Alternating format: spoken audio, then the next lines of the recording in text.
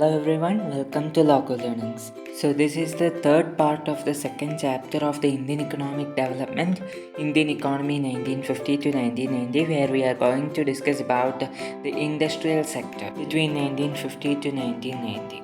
So industrial sector means it is a secondary sector of the economy, also known as the manufacturing sector. Then it provides stable employment to the employment opportunities to the people and promotes modernization and overall prosperity of the economy. That means it plays an important role in the economic development of a country. So we can say that the industrially developed nations are economically prosperous. So in the previous chapter we saw that about the industrial sector and the number of industries in India was very less, especially in the case of cotton and jute textiles. There were only small number of textiles in India. So the government played an important role in developing the industries in India. It also has a role that it provides stable employment. That means it enhances the living situations of the people, income of the people, so that it will enhance the standard of living of the people. So what was the role of the state or government in industrial development? That means what was the need for industrial development? So the need was Indian industrialists did not have the capital requirements for the investment in an industrial sector in India. So during the British rule, we know that the Britishers were not at all interested in developing industries or the development of the Indian economy. So the government has to take a major role in developing the Indian industry. So the capital requirements were not sufficient in the hands of the investors or the industrialists. And also, even if they have the fund, there is no proper way or there is no proper point to invest or proper area where the money or the capital must be invested in India, because India is not at all developed in the case of industrial sector. Then Indian markets were not big or developed, and also the Indian markets were not of that much demand, so there is no guarantee for the investments. Then the state would have complete control of those industries that were vital for the economy. So there were certain industries that were very important for the economy or economic development, so that were controlled by the state and not by the private sectors. And the policies of private sectors would have to be complementary to those of the public sector. So the private sector must be complemented to the public sectors. They must obey the rules and regulations of the public sector. That means in most of the areas, the public sector was having the most superiority or most important control in the industrial development. So through industrialization or industrial development, the people could earn more and they will get a stable income that will enhance their standard of living, and it will also meet the demand, because India is having high population.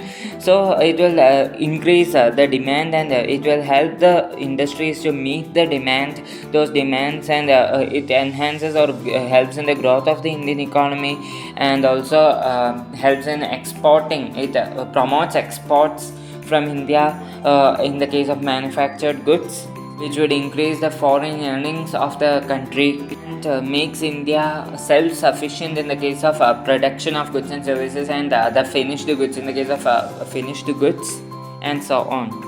This also leads to the modernization of other sectors of the economy.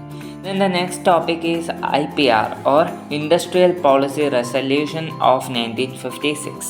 So IPR stands for Industrial Policy Resolution. Then this policy was the basis for the second 5-year plan, and it is an important instrument through which the government regulates the industrial activities in an economy. So the industrial activities are regulated with the help of IPR, or Industrial Policy Resolution of 1956. So few seconds before, I have told you that the industrial development will lead to or will fulfill the objective of growth. How is it possible? Because the growth is fulfilled because the contribution in GDP of the industrial sector increases. So if GDP is an indicator of growth, as a result the contribution of industrial sector in GDP increases, which will lead to the development of the Indian economy.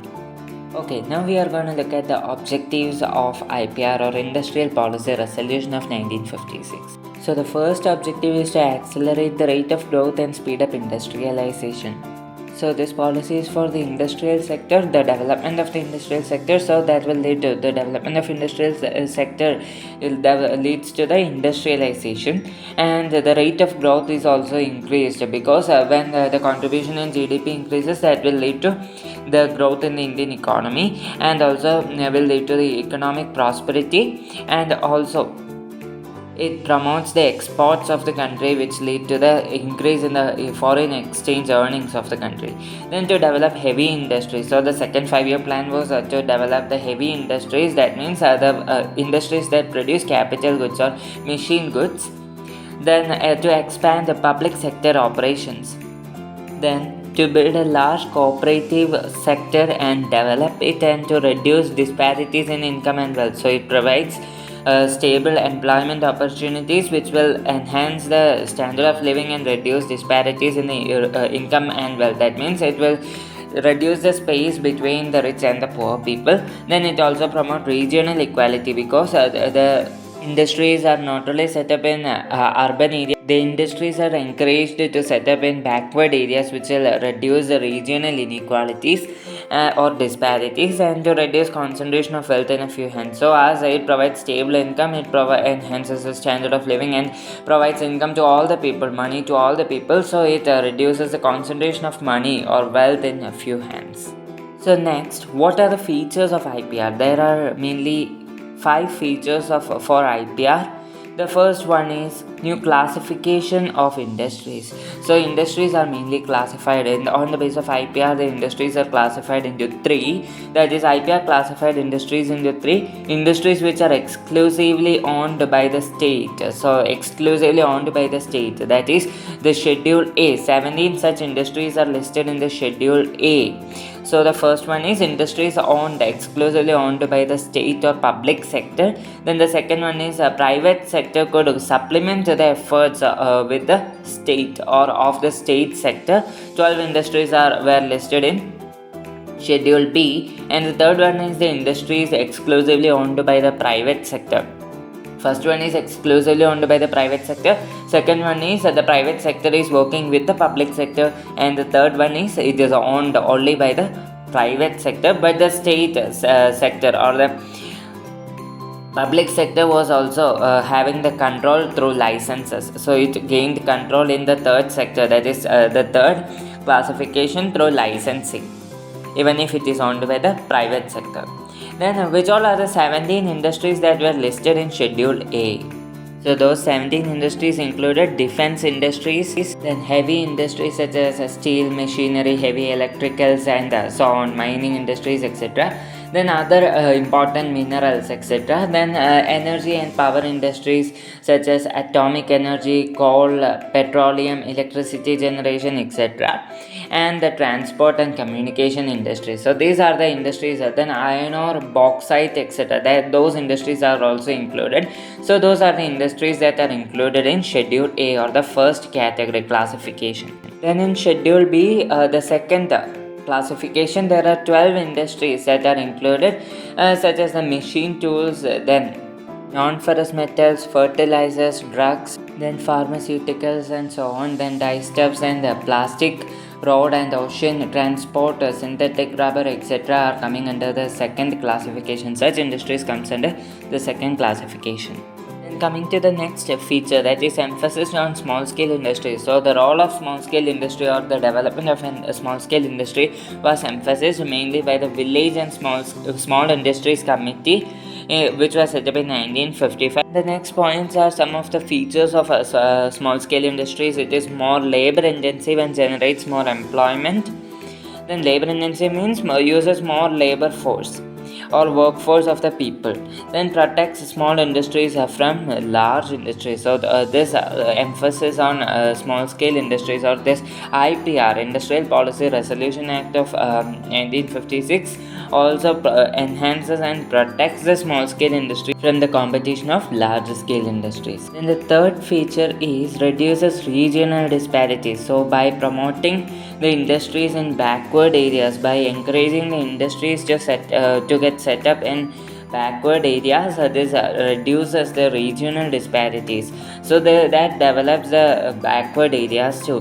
Then obtaining license for setting up industries in economically backward areas was easier than getting a license for setting up industries in urban areas. So this was some of the measures that encouraged the people to set up industries in backward areas. Such industries were provided with concessions such as tax benefits, electricity at lower tariff, etc. So certain concessions were also provided to encourage the setting up of industries in backward areas. So the setting up of industry or industrialization of backward areas also enhances and develops such areas and provide employment opportunities to the people living there, and enhances the standard of living of such areas, because industrialization leads to urbanization, so such areas will be developed.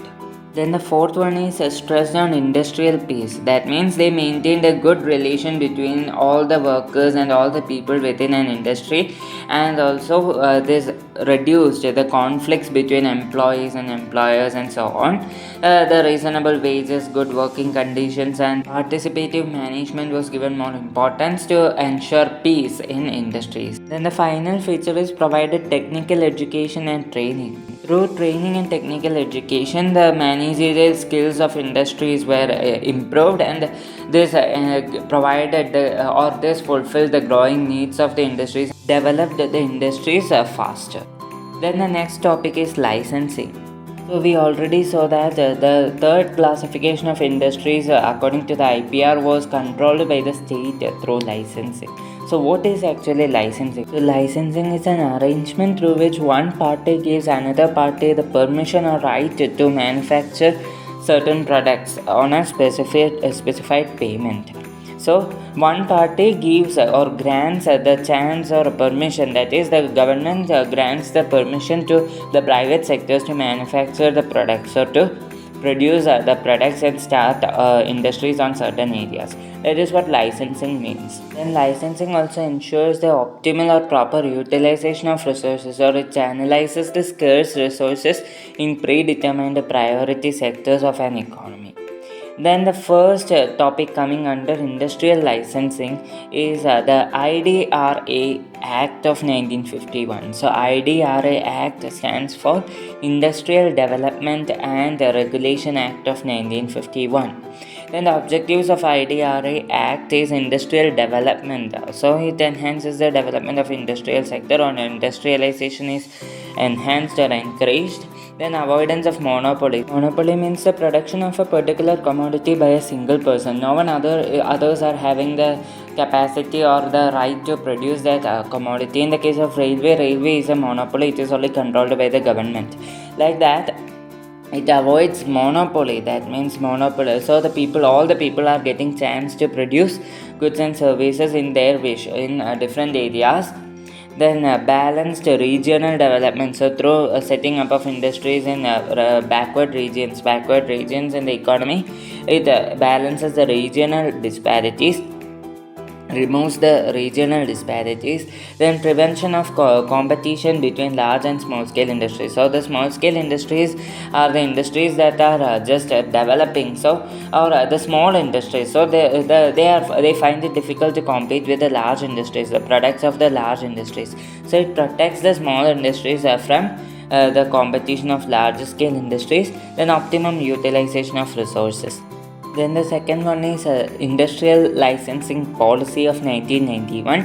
The features is that the industrial licensing will be abolished for all projects except in areas requiring public sector concern. Then 8 industrial groups where security and strategic concerns are predominant will be reserved for public sector. So where security and strategic concern are required, that will be controlled by the public sector. For example, the defense is controlled by the public sector.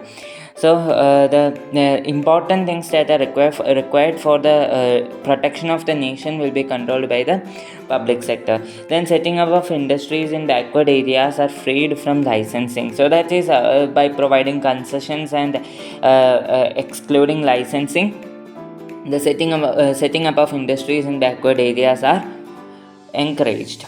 Then automatic clearance will be given for the imported capital goods in some specified cases. So in some areas, the imported capital goods will be given automatic clearance by the government. Then the next topic is small scale industries or SSIs. So investment limit. So small scale industries are having a investment limit or maximum investment of rupees 1 crore. And the role of small scale industries are it is more labor intensive. So it is the role of small scale industries or the features. So it is more labor intensive, requires more workforce and less capital intensive. Then provide opportunities for self-employment. So self-employment is emphasized and enhanced in small-scale industries. Import substitution and export promotion. So all the goods that are domestic goods are produced within the country. So this reduces the need for import of such goods within the to the country, and also that means it substitutes imports and exports are promoted. So these goods are exported to other nations too. So this increases the foreign exchange earnings of the country. Then sustaining agricultural development. That means the agricultural sector, the disguised unemployment in agricultural sector will be reduced. Disguised unemployment means the people are employed, actually physically employed, but they are not actually employed. A firm requiring 5 employees will be employed with 10 employees, and that remaining 5 are disguised unemployment, are under disguised unemployment. So this reduces the disguised unemployment in agricultural sector, so the people will start working in industrial sector and enhance their living. And also it provides raw materials and increases the productivity of agricultural sector. Then even or equal distribution of income and wealth. So it provides stable income. Industries provide stable income for the people, so it removes the disparities of income and wealth. Then promote regional development. So in the backward areas, setting up of small scale industries in the backward areas provide income for the people living there, and enhances or it leads to development of such areas. Then basis for the development of large scale industry. So it also provide not only provide raw materials to the other sectors of the economy for the development of the other sectors of the economy. It also provide raw materials for the development of large scale industries. It provide raw materials and enhance the production of large scale industries. It also enhances the large scale industries as well as small scale industries. This is the role of small scale industries. So this is a summary of what we have discussed till now. So please go through this video and please watch the previous videos, part 1 and part 2 of this chapter, the chapter 2 of the Indian economic development. So in the next session we will discuss about the foreign trade and the public sector and its role. So I hope this video is clear for you, and please do mention your queries in the comment section. Please do subscribe my channel and press the bell icon to get notified whenever I upload a video. So thanks for watching. Have a nice day.